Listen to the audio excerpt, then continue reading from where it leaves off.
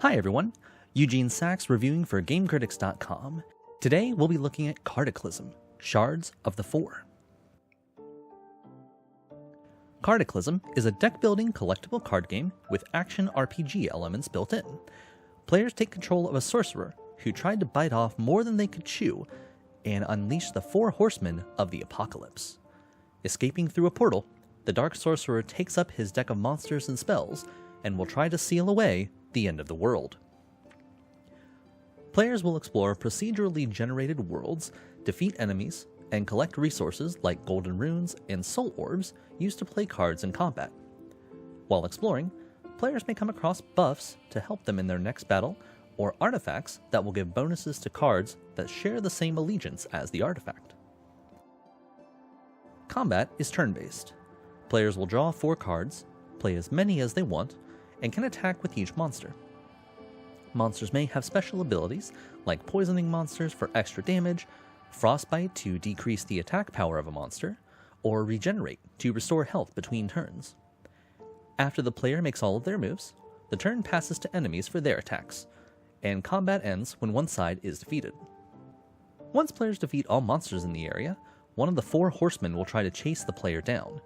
Players have the choice to either take on the boss to progress the overall story, or to find the portal to escape back to the interdimensional pub. This pub serves as a place to buy or trade cards, accept quests so they can earn free cards, or store cards that they aren't currently using. I admire the game for moving away from other roguelike deck builders on the market to give itself a unique edge. Allowing players to collect cards and fine-tune their deck between each world really gives the player a chance to make their deck their own, and to learn the in and outs of all the cards in it.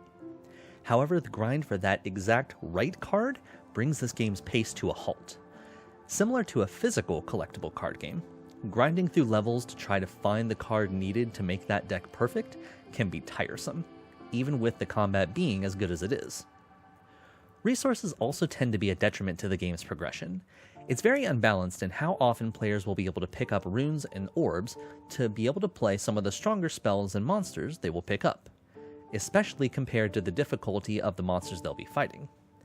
I appreciate the game wanting me to change up my deck and be adaptive for each fight, but the tools don't make it easy, or sometimes even possible to do that. There were many occasions where a monster was significantly more powerful than anything I had earned up to that point, and stopped me dead in my tracks.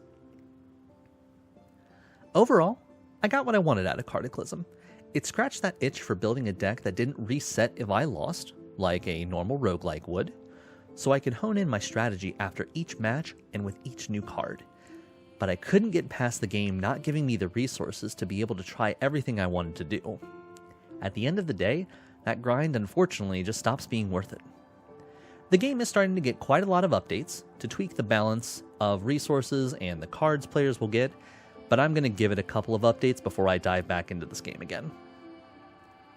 Overall, Cardaclysm for me gets a 6 out of 10.